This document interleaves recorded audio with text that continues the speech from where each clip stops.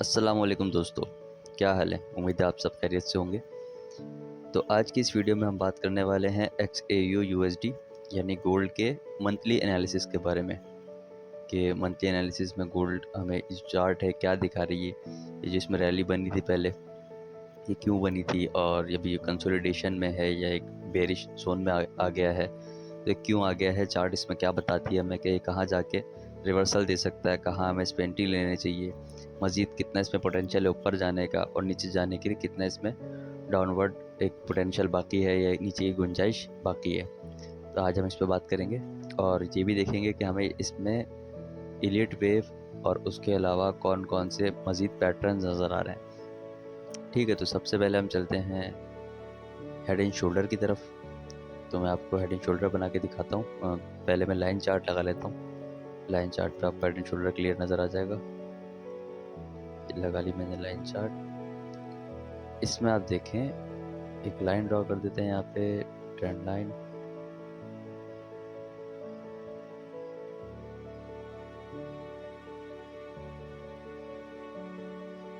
ये देखें दोस्तों, इसमें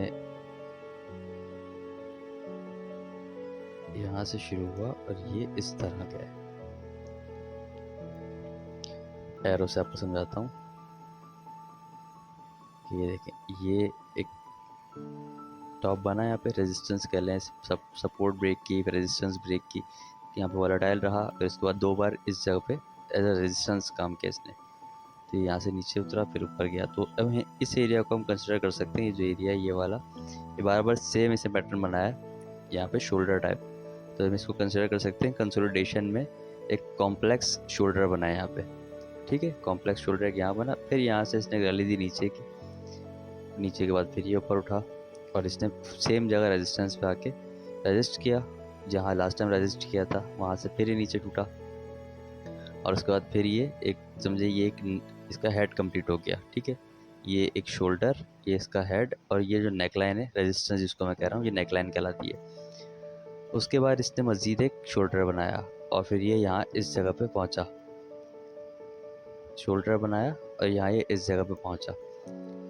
तो बहुत सारे लोगों ने यहाँ पे एंट्री ले ली होगी बाय की कि यहाँ से भी ब्रेकआउट देगा, रिटेस्ट करेगा और ये एक रैली बनाएगा ऊपर की, जो कि क्लियर नज़र आ रहा था कि हेड एंड शोल्डर कंप्लीट हो चुका है यहाँ तक, इस एरिया तक। बट यहाँ पे फिर अभी जो कॉम्प्लेक्स हेड एंड शोल्डर होते हैं उसके अंदर अक्सर ये देखा गया है कि जब एक बार कंप्लीट हो जाता है हेड एंड शोल्डर पैटर्न, तो ब्रेकआउट देने से पहले या अक्सर ब्रेकआउट देने के बाद वो अगेन शोल्डर की जो लास्ट शोल्डर जो होता है उसके बॉटम तक, उसकी सपोर्ट एरिया तक टच करता है। अक्सर वहाँ पे स्टॉप लॉस 100 भी देखने में आए कि वो मज़ीद नीचे तक जाके और क्लोजिंग ऊपर आके दे देता है और फिर उसके बाद जाके वो ब्रेकआउट दे देता है। सेम इसने यहाँ पे किया, एक शोल्डर बना, हेड बना, फिर एक शोल्डर बना, ब्रेकआउट नहीं दिया इसने, नीचे आया, इस वाले पुराने शोल्डर के पास से इसने सपोर्ट ली उस एरिया से और वहाँ से ये ब्रेकआउट दिया और नॉन स्टॉप आपके सामने। इसकी रैली क्या थी, तकरीबन ब्रेकआउट इसने दिया 1350 के आसपास के एरिया पे, वहाँ से ये 2050-2060 तक गया और जो कंटिन्यूस रैली शुरू हुई वो शुरू हुई तकरीबन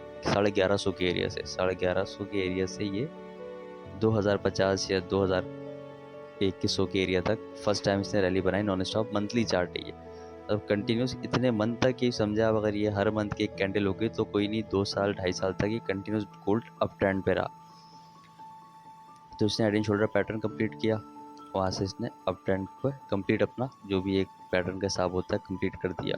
नॉर्मली हम हेड एंड शोल्डर पैटर्न जब यूज़ करते हैं तो जो हेड का साइज़ होता है, ये हेड इसका यहाँ से शुरू हो रहा है, ये इस जगह से हेड इसका शुरू हो रहा है और ये नेकलाइन पर ख़त्म हो रहा है। इसका जो साइज़ है ब्रेकआउट के बाद इसी साइज़ तक की रैली हम एक्सपेक्ट करते हैं कि आइटम में आती है। अभी जहाँ पे एरो ख़त्म हो रहा है, ये जो एरिया है, ये एरिया का जो साइज़ बनता है ये सेम ये वाला साइज़ बनता है।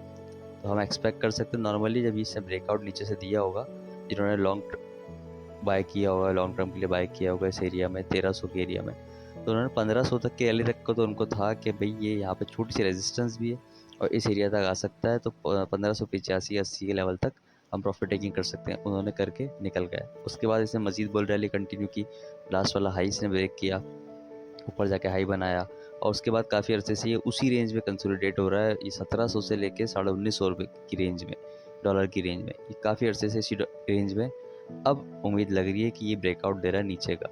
तो अब आगे क्या हो सकता है, हमारा ताल्लुक़ है कि अब हम इसमें आगे क्या करें। तो उसके लिए अब हम चलते हैं एलीट वेव की तरफ। आपने ये वाला पैटर्न तो देख लिया, ये हेड एंड शोल्डर पैटर्न इसमें बना। अब हम चलते हैं एलीट वेव की तरफ। एलीट वेव पहले मैं आपको लाइन चार्ट पर ड्रॉ करके दिखाता हूँ, उसके बाद मैं आपको कैंडलस्टिक चार्ट पे समझाऊंगा कि किस तरह एलीट वेव इसमें काम करती है। पहले मैं ड्रॉ कर लेता हूँ ताकि आप इजीली समझ जाएंगे।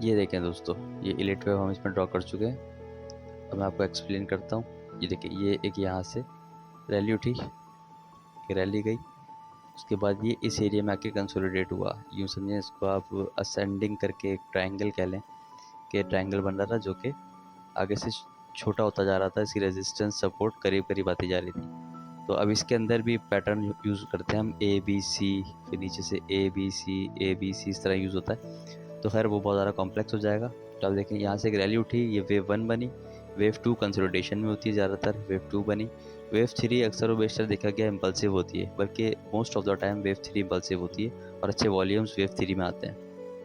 तो यहाँ से वेव 3 कंटिन्यू हुई, वेव 3 ने काफ़ी अच्छी रैली थी। उसके बाद फिर वेव 4 यहाँ पे ए बी सी बन गया वेव 4 का। उसके बाद ये जो एरिया है जिसको मैंने वेव 5 लिखा है, अब ये कंफर्म कैसे होगा कि वेव 5 है या नहीं है, क्योंकि कमोडिटीज़ में देखा गया अक्सर कि वेव 5 जो होती है वो वेव 3 से ज़्यादा इम्पल्सिव होती है कमोडिटीज़ में, और ये कमोडिटी है गोल्ड। तो ये वेव 5 है या वेव 5 अभी बनना बाकी है। तो बस मैंने यहाँ पे वेव 5 यहाँ पे लिख दिया समझाने के लिए। अभी देखते हैं कि ये है या नहीं है। तो खैर यहाँ पे वेव 3 बनी, फिर एक कंसोलिडेट हुआ ए बी सी, वेव 4 बनी, फिर ए बी सी, ये एक्स वाई जेड पैटर्न में कहलाता है। इस तरह दो बार ए बी सी बन जाए, बट उसके बाद इसने वहाँ से नीचे की तरफ एक रैली शुरू कर दी, और ये लास्ट वाली जो सपोर्ट थी इसकी, ये इसको भी ब्रेक करता हुआ नीचे जा रहा है। तो अब ये कहाँ पे सपोर्ट ले सकता है। तो अगर ये एलीट वेव कंप्लीट हो गई है यहाँ पे 1 2 3 4 5, ठीक है, तो अब इसमें बनना क्या है, इसमें बनना है ए बी सी। तो अभी अगर ये ए बनना शुरू हुआ, फिर बी बनेगा, उस पर भी सी बनेगा जो कि इम्पल्सिव होता है बहुत ज़्यादा करेक्टिव नीचे की तरफ। अगर बुलिश एलीट वेव है तो करेक्टिव नीचे की तरफ इम्पल्सिव होता है। अब इस पर हम चलते हैं लाइन चार्ट पे,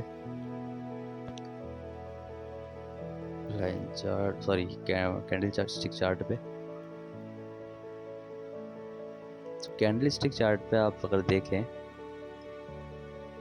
तो वो सब तो आपको समझ आ गया होगा। एलीट वेव जो मैंने बनाई, इसके अंदर हमें इस एरिया में, ये जो एरिया यहाँ,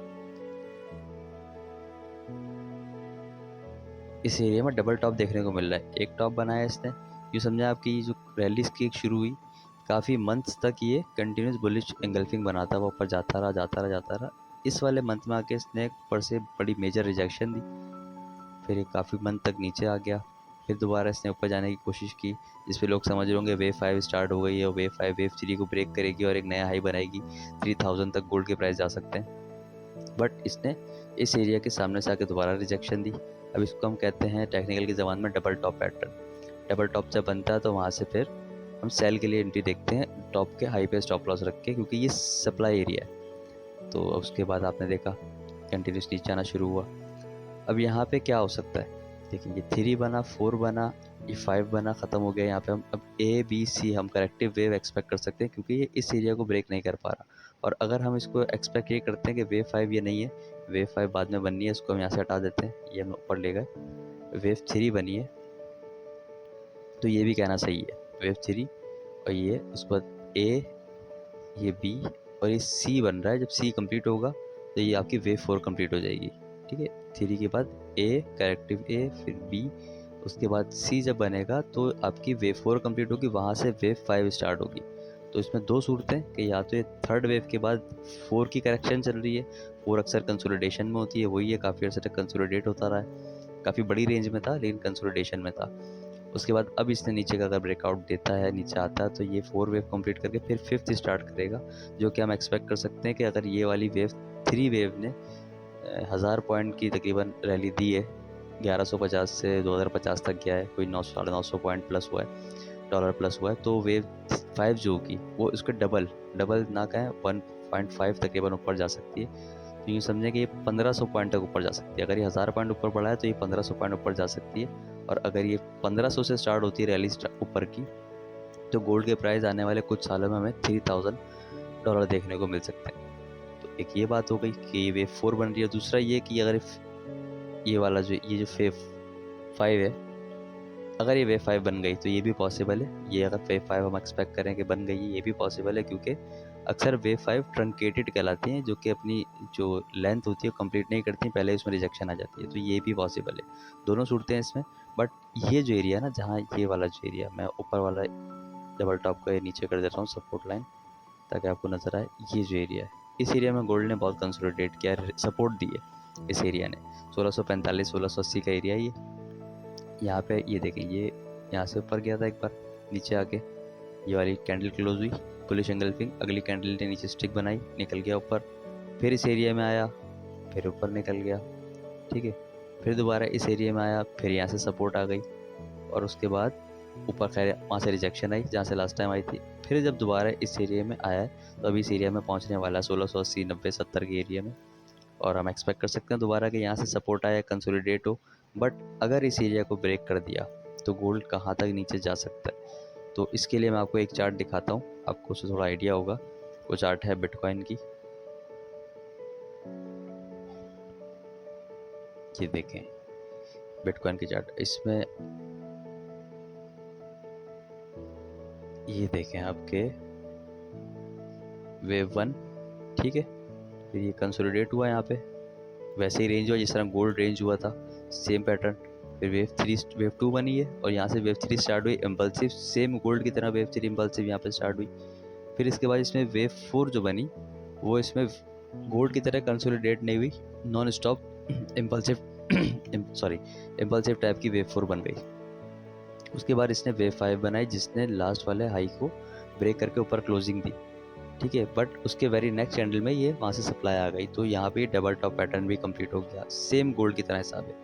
और उसके बाद ये जो इंपॉर्टेंट एरिया था, जिस तरह गोल्ड में 1780 का एरिया, उस तरह बिटकॉइन में 28,000 से 32,000 का एरिया एक था कि यहाँ पे आके सपोर्ट आती है। यहाँ आई, फिर यहाँ सपोर्ट आई, फिर यहाँ सपोर्ट आई, फिर दोबारा नेक्स्ट टाइम नीचे आया। लोग फिर एक्सपेक्ट कर रहे होंगे कि यहाँ से फिर सपोर्ट आएगी, बट इसने इस बार इस एरिया को ब्रेक किया। उसके बाद आप देखें कि इसने लास्ट वाला जो 1 है, इस 1 के सामने का एरिया टच कर दिया। सेम चार्ट हमें देखने को मिल रही है गोल्ड में, देखें आपको अब समझ आएगा कि ये 1 बनाया, 2 बनाया, 3 बनाया, 4 बनाया, 5 बनाया। ये एरिया वही इंपॉर्टेंट बिटकॉइन वाला, जैसे बिटकॉइन में 28 से 32,000 का था, इसमें 1700 से 1650 के दरमियान का कुछ बनता है। ये अगर ब्रेक करता है तो बिटकॉइन की तरह इसमें सेल ऑफ देखने को मिल सकता है, जो कि इसको इस एरिया में कहीं ला सकता है। 1550 1450 इस एरिया तक गोल्ड में मार पड़ सकती है अगर ये नीचे आता है। और अगर मज़ीद सेलिंग इसमें बढ़ जाती है, फॉर एग्जांपल कोई बैड न्यूज़ भी साथ लग जाती है, तो ये जो 1 का एरिया जो बिटकॉइन ने टच किया है, इसके सामने का एरिया बनता है 1300, 1343, 1400, इस तरह का एरिया बनता है। यहाँ तक भी गोल्ड हमें देखने को मिल सकता है। बिटकॉइन के चार्ट के हिसाब से देखें तो हमें यहाँ मिल सकता है देखने को, नॉर्मल ट्रेडिंग के हिसाब से देखें, इलिट वेव के हिसाब से, तो जितनी लेंथ ए की होती है नॉर्मली, उतनी लेंथ सी की होती है। तो ए की लेंथ अगर हम अभी लें, कितनी लेंथ है, ये आपकी वेव ए की लेंथ ये आ गई, तो वेव सी की लेंथ भी हम एक्सपेक्ट करेंगे कितनी हो वेव सी की लेंथ। अब ये देखें जो हमारे पास एरिया निकल के आ रहा है, वो निकल के आ रहा है 1600 का, और यहाँ ये जो एरिया है 1575 का, यहाँ पे बुलिश एंगल्फिंग जो स्टार्ट हुई है, ये वाली ये बुलिश एंगल्फिंग 1600 का एरिया वहाँ निकल के आया, और उसके बाद 1575 का एरिया पे सपोर्ट बनती है। तो हम एक्सपेक्ट कर सकते हैं कि 1550 1600 तक गोल्ड नीचे आ सकता है। अगर ये 1700 वाला एरिया ब्रेक करेगा तो 1550 1600 तक आ सकता है। वहाँ से फिर वेव 5 स्टार्ट होगी। इसका फैसला क्या करेगा कि ये इस एरिया को, ये जो सपोर्ट एरिया है, इसको ब्रेक करके ऊपर क्लोजिंग दे, रेंज करे, फिर ऊपर बढ़ना शुरू हो, तो हम एक्सपेक्ट कर सकते हैं कि वेव 5th स्टार्ट हो गई है। सॉरी। उसके अलावा अगर ये नीचे ही रहा तो हम बिटकॉइन की तरह इसमें एक्सपेक्ट ये करेंगे कि भाई ए बी सी ये वेव कंप्लीट हुई है, अब उसके बाद नई रेट वेव शुरू होगी। तो ये पूरा पैटर्न जो यहाँ से यहाँ तक बना है ये कहलाएगा वेव 1, ये कहलाएगा वेव 2, फिर इसके इम्पल्सिव शुरू होगी वेव 3। तो उसमें भी बिटकॉइन आप 3000 4000 इस तरह देख सकते हैं। तो हर सूरत के अंदर हमें लॉन्ग टर्म में कोई 4-5 साल 6 साल के अरसे में बिटकॉइन 3000 to 4000 के दरमियान नज़र आ रहा है। बट शॉर्ट टर्म से मुराद के आने वाले 1 साल, सवा साल, 1.5 साल में, क्योंकि ये मंथ चार्ट है, 1 मंथ की एक कैंडल, सवा साल, 1.5 साल, 2 साल में हम गोल्ड को कोई 1585 या 1450, और कोई नहीं पता, न्यूज़ हो गई, न्यूज़ इज़ बैड, तो 1350 भी देख सकते हैं। बट ये एरिया ब्रेक करना ज़रूरी है। इस एरिया के नीचे क्लोजिंग आ गई तो फिर आपने सिर्फ गोल्ड में सेल की एंट्री लेनी है, कोई बाय की एंट्री नहीं लेनी। जहाँ स्ट्रेंथ देखें स्ट्रेंथ पे सेल करना है, और ट्रेडिंग हमेशा जो करनी है आपने शॉर्ट टर्म टाइम फ्रेम को देखते हुए करनी है, ताकि आप शार्प एंट्रीज ले सकें। ठीक है, तो दोस्तों ये थे गोल्ड के मंथली एनालिसिस एलीट वेव के हिसाब से। उसमें हमने डबल टॉप डिस्कस करा, उसमें हमने हेड एंड शोल्डर डिस्कस करा, हमने चार्ट कंपैरिजन करा बिटकॉइन के साथ। तो इसी तरह की वीडियोस देखने के लिए हमारे चैनल को लाइक करें, वीडियो को शेयर करें दोस्तों के साथ, चैनल को सब्सक्राइब करें, और फिर मिलते हैं अगली वीडियो में। अल्लाह हाफ़िज़।